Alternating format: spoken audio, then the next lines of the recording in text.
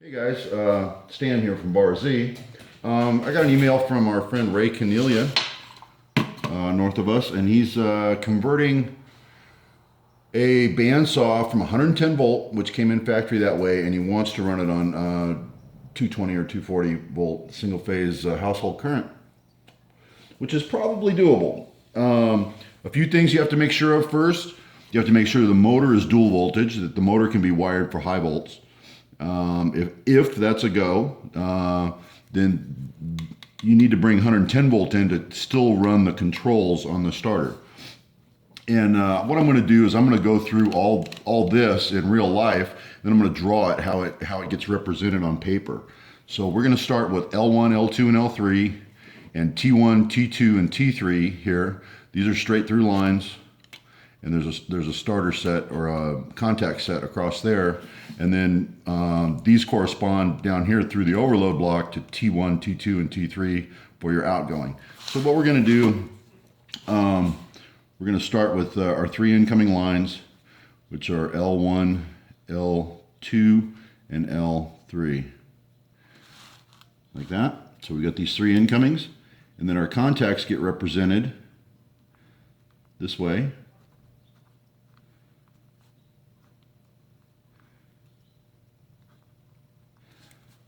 So we've got a triple set of contacts, incoming line, outgoing line. Now we're going to go through our overloads.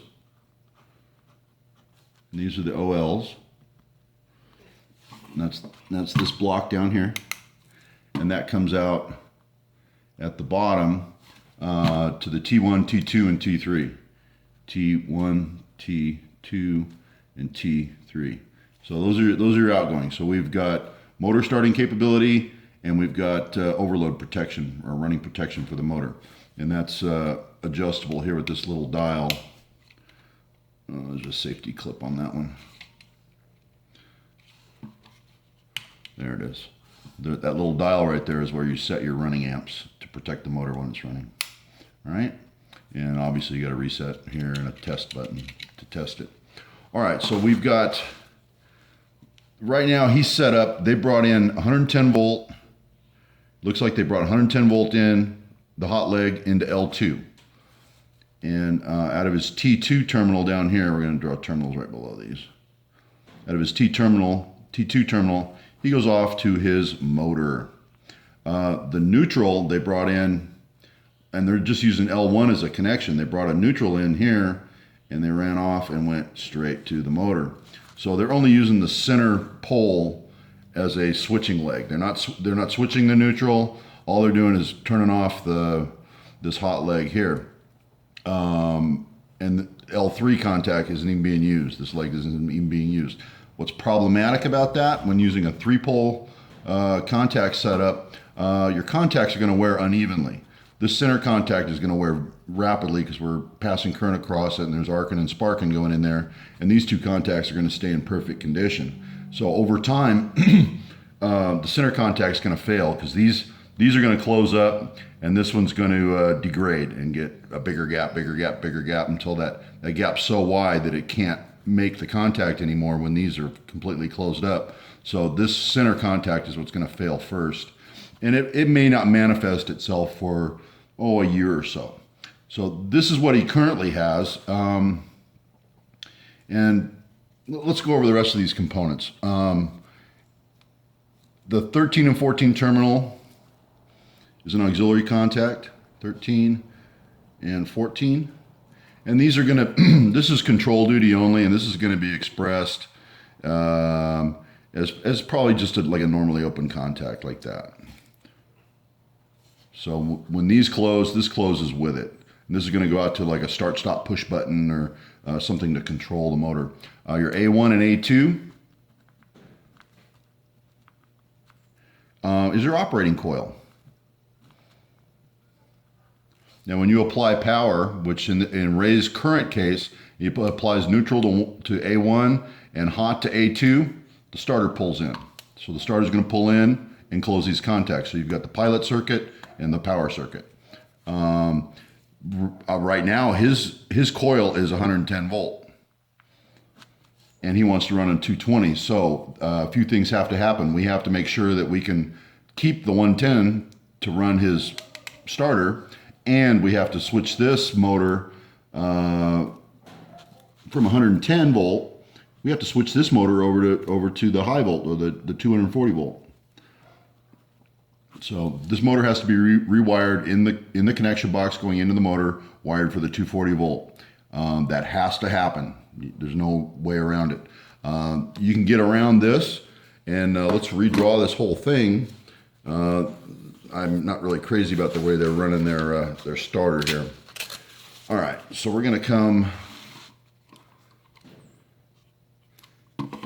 out of, let's see, L1, L2, L3.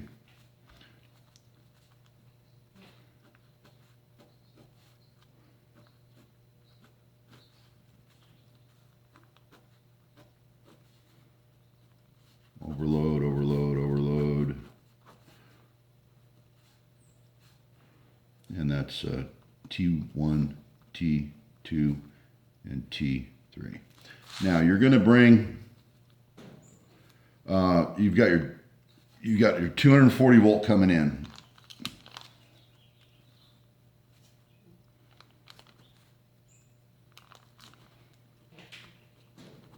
All right, so this is 240 volt right here. These two guys here, you got two hot legs coming in. You're still going to need to bring in a neutral. Bring in your neutral completely separate. And your operating coil. Remember, our operating coil is 110 volt. So A1 and A2. A1, take your neutral right straight to the coil.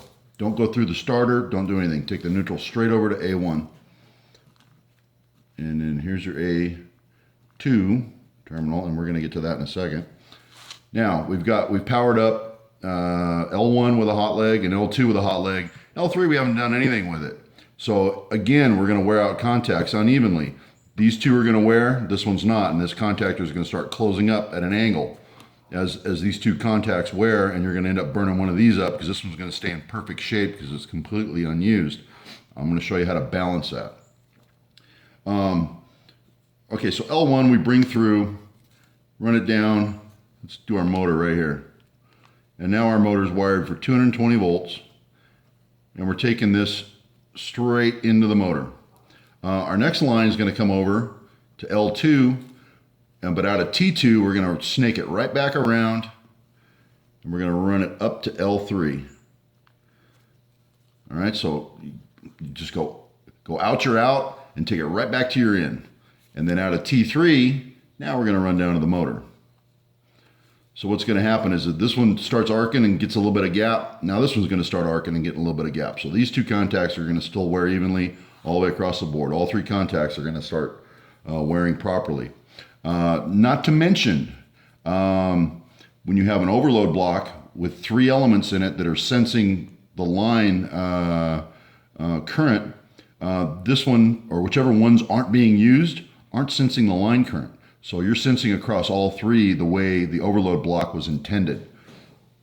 All right, now we still need to power up this coil. Our contactor can't hit at all. So we need to come off of either one of these two. You're going to go to L1 or L2 and go out to your controls, and that's going to be your start-stop push button and your auxiliary contact and things like that. Across neutral and any one of these two lines, we're going to get 110 volts. So I'm just going to put a box here and put control, because I have not seen a control diagram. And then we're going to come back, and now we're going to power up A2. Your control circuit, like I say, your control circuit's going to include the auxiliary switch gear on your overload protection. It's going to include your start-stop push button, any limit switches that are on the machine, maybe an emergency stop or something like that. But all those things have to happen to make sure that you're still running the starter on 110. You have to be able to convert your motor to 220, and you have to bring a neutral over with your power leads. All right, I hope this wasn't too confusing. This was just a down and dirty a quick video to try to help a buddy out. All right, guys, thanks for watching.